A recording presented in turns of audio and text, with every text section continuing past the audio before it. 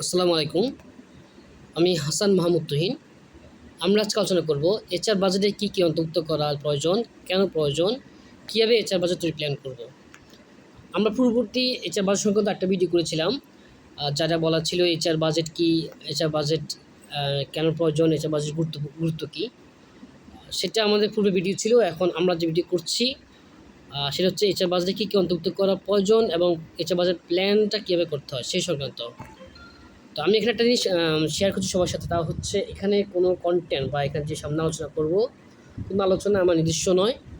আমি নিজে শেখার উদ্দেশ্যে ইন্টারনেট থেকে বিভিন্ন সোর্সের মাধ্যমে আমি তথ্যগুলি কালেক্ট করছি, সেটা বাংলা মাধ্যম এবং ইংরেজি মাধ্যম, যে কোনো মাধ্যমভাবে হোক না কেন আমি নিজে শেখার জন্য এগুলো প্রথমে আমি কালেক্ট করি নিজে স্টাডি করার চেষ্টা করি এবং সেই স্টাডির থেকে কিছু অংশটা আমি এখানে শেয়ার করছি, যেন আপনারা যারা নতুন আমার মতো শিখছেন আপনার হয়তো কিছু তথ্য পেতে পারেন, যে তথ্যের উপর ভিত্তি করে আপনারা নিজেরা আরও ইন্টারনেটে গেটে আপনার স্টাডি করতে পারবেন।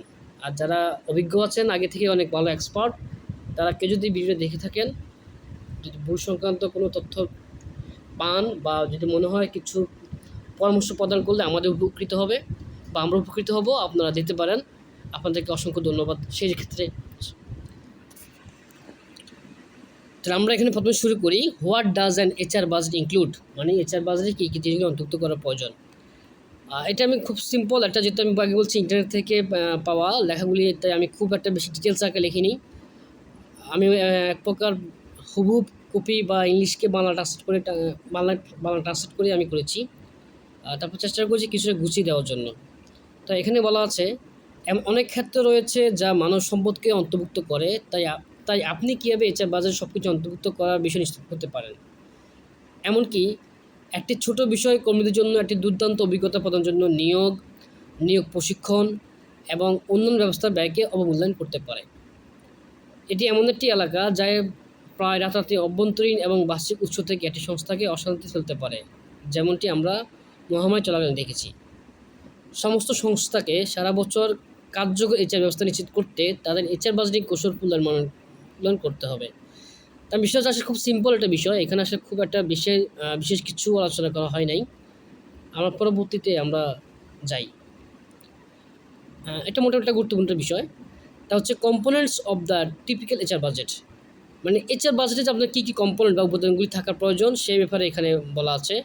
সেই উপাদানগুলি 1 নম্বর বলা আছে talent acquisition and recruitment, 2 number learning and development এবং 3 হচ্ছে স্কিলিং, 4 কম্পেনসেশন অ্যান্ড বেনিফিট, 5 হচ্ছে diversity equity inclusion, 6 employee relation and talent management, 7 আছে employee safety and wellbeing, 8 HR technology, 9 administration of HR. Then আমরা আসি why do you need to plan your HR budget, মানে আপনি HR budget plan তৈরি করার জন্য এটা কেন প্রয়োজন, কেন আপনি এইচআর বাজেট প্ল্যান তৈরি করবেন। বলা হচ্ছে একটি এইচআর বাজেট পরিকল্পনা করা ঠিক ততটাই প্রয়োজন যতটা অন্য যে কোনো কাজের ক্ষেত্রে খরচ করা। আসলে এটি মূল বিষয় যে কেন আপনার পরিস্থিতি উন্নতি করছে। আপনার এইচআর বাজেট সম্পর্কে আগে থেকে চিন্তা করা শুরু করার প্রধান কারণগুলি হলো managing the cost of human capital, 2 হচ্ছে insuring HR operational efficiency, 4 achieving organisational success and have a seat the decision making table. এই বিষয়গুলির জন্যই আপনি আসলে এইচআর বাজেট করার প্ল্যান করার প্রয়োজন। তারপর আসি why do you prepare an HR budget. এটা খুব গুরুত্বপূর্ণ একটা বিষয়। আসলে এইচআর বাজেট করতে গেলে আমাদের কী কী বিষয় লক্ষ্য রাখতে হবে, কী কী প্রস্তুতি গ্রহণ করতে হবে, এটাই আমার আসলে মূল বিষয়। এটা আসলে সবার জানার প্রয়োজন। There are some steps you can take and best practices you can apply which will make the planning of your HR budget more effective. Step 1, define your business goal. And that means হচ্ছে আপনি কোম্পানির business গোলটা কী।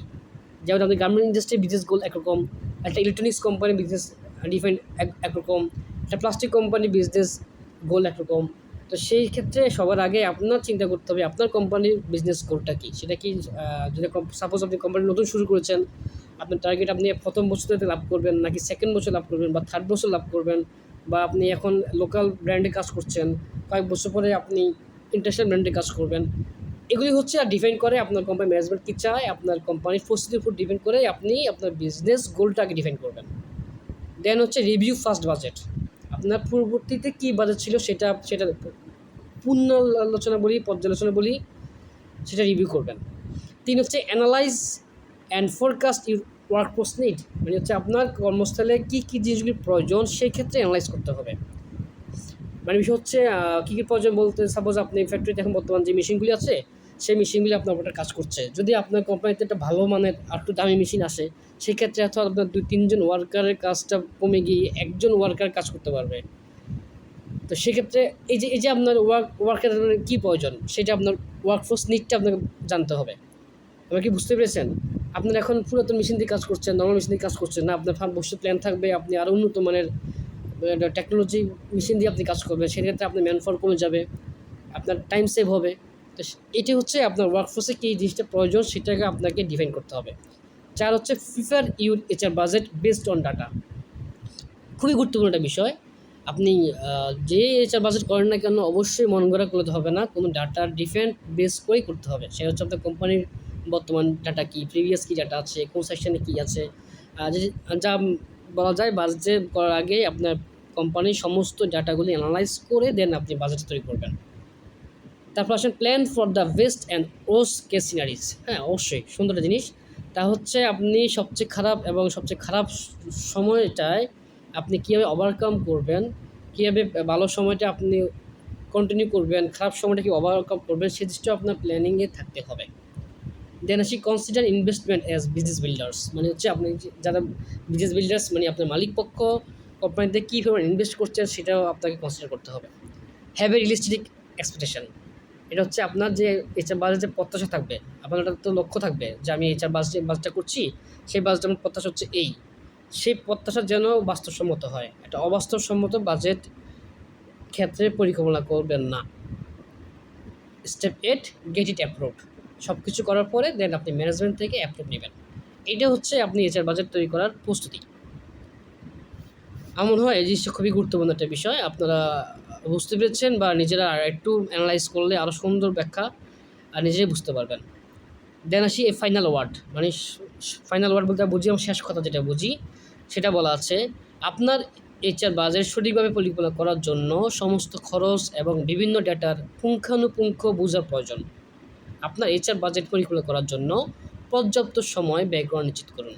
এইভাবে আপনি নিশ্চিত করতে পারেন যে আপনি সম্ভাব্য সর্বোত্তম ব্যবহার করার জন্য আপনার কাছে থাকা রিসোর্সগুলো ব্যবহার করেছেন।